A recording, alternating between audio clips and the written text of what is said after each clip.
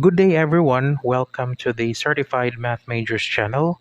Now, the question in this video is, can you factor out these cubic polynomials without the usual factoring procedure? So to be able to answer that question, we will begin with the first example.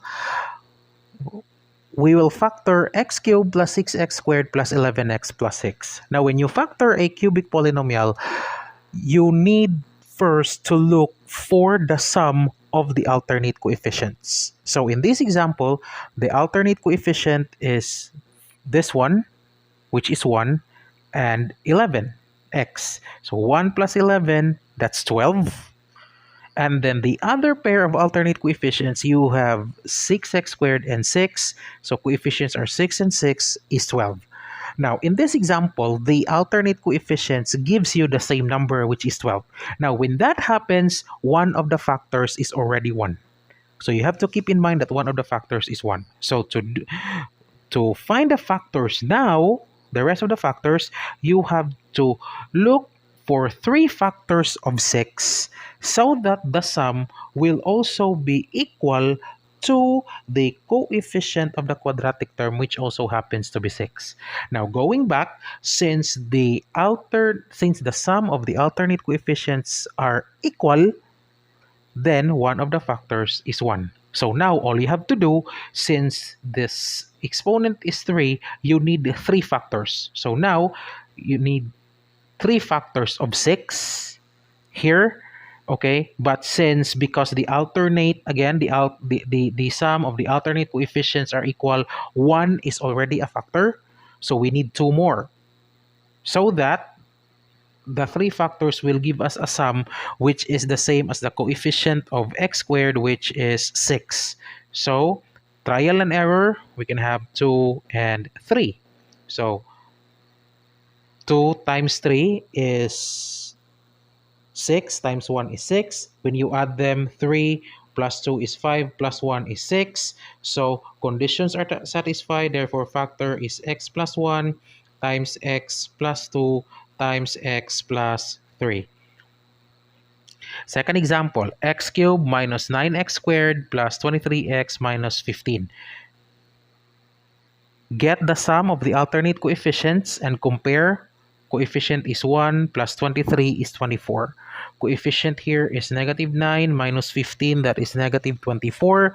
Now this time, the sum are additive inverses of each other because they have the same number but with different signs. So you know that one of the factors is now negative 1. But we need 3 factors, again, of 15. So we need 2 more. So we can use trial and error. Let's say negative 3 and negative 5, because 3 and 5 are still factors of 15. Now let's try to get the sum. Negative 5 plus negative 3 is negative 8. Plus negative 1 is negative 9. You multiply them. 1 times negative 3 is positive 3 times negative 5 is negative 15. So this 3 pairs, or this triplets of numbers, satisfies the 2 conditions. Therefore, your factor is x minus 1 times x minus 3 times x minus 5. Next, let's have the third one. You have x cubed plus 12x squared plus 41x plus 2. So, sum of the alternate coefficients, 1 plus 41 is 42. 12 plus 42 is equals to 54. So they are not the same, so 1 is not a factor. And since they are also not opposite of each other, negative 1 is also not a factor. So that means when you factor 42, do not use 1 and negative 1 anymore, because the alternate coefficients the sum of the alternate coefficients do not tell us so. It's not instructive of the choice. So we have 3 factors of 42 that gives us 12. One of the factors of 42 is 3. Another factor is 2. Another factor is 7. Let's check if this gives us 42. This is 7 times 3, 21 times 2, 42. Let's now check if this gives us 12. 7 plus 2 is 10. 9 plus 3, that's 12. So it satisfies the condition. So factors are x plus 3 times x plus 2 times x plus 7. Those are your factors. Next, x cubed plus x squared minus 8x minus 12. So sum of the alternate coefficients, 1 plus negative 8 is negative 7. 1 plus negative 12 is negative 11. They're not the same, and also they are not additive inverse. So when you get the factors of negative 12, you no longer use negative 1 and 1. So we can have three possible factors of 12 that will give us a sum that is equal to 1. Now, the possible factors left, because we cannot use 1 and negative 1, the possible factors left will be 2, 3, 4, 6, and 12. Take note that we need to choose 3 of these 5 numbers so that when we multiply, that will give us 12. Now, if we use 12 alone,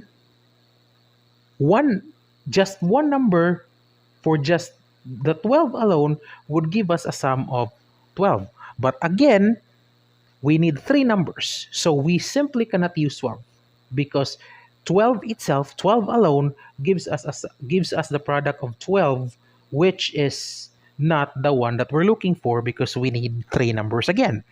Now, we are left with 3, 4, and 6, or 2, 3, 4, and 6. Let's try. You have 2 times 3 times 4, that gives us 24, which is more than 12. So we cannot use we cannot use this 3 number combinations. If we try 2 times 3 times 6, that gives us 18. That combination will not work because again, we only need 3 numbers that will give us a product of 12.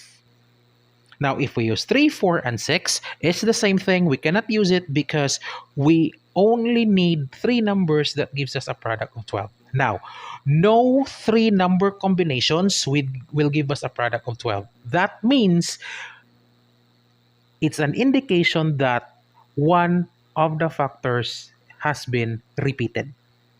So we need now to select one factor that has been repeated. So since, again, there's a repetition of the factors, we are going to use just 2 factors at a time. So we are left with 2, 3, 4, and 6. Let's do the combination of 4 and 6. So one of these factors has to repeat. So we have 4 times 6, that's 24. So even with 2 factors only, that's more than 12. So that means we cannot use it. So we cannot use 4 and 6. How about if we have 2 and 3? So we have 2 and 3, that would be 6. But again, one of the factors will repeat. How about if we repeat 3? That gives us 2 times 3 is 6 times 3, 18. That's not 12. But if we are going to repeat the 2, for example, that will give us 2 times 3 is 6 times 2, which is 12. So that means we now found a possible combination where one factor repeats, and that is 2, 3, and 2. Now, let's check if this one will give us a sum which is 1. Remember, this is negative, so either 2 factors are negative. You can have this 2 as negative, or you can have negative 2, 3, and negative 2.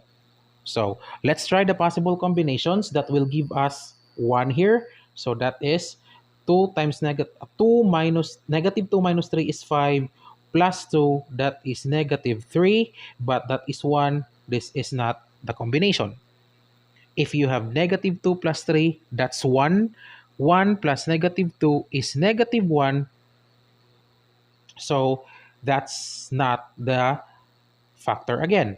But if we have now 2, 2, negative 3, 2 plus 2 is 4, plus negative 3 is 1. So these are the possible combinations of factors. So you have x plus 2 times x plus 2 times x minus 3.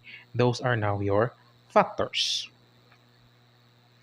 Next, you have 3x cubed plus 10x squared plus 9x plus 2.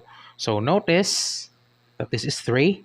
So again, alternate coefficients, their sum, this is 12. And then 10 plus 2 is 12. So the sum of the alternate coefficients are equal. So that means one of the factors is 1. So we take 1 here. But remember, this is now 2. But the only factor of 2 is just 1 and 2. So that means one of the numbers will repeat. So we can have 2. We can repeat 2. So if we repeat 2, that's 2 times 2. That will be 4. But we only have a product that is 2.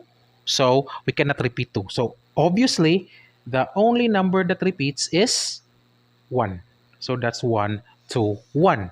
But notice that these are the only possible combinations of factors. When we try to add these factors, that should give us 10.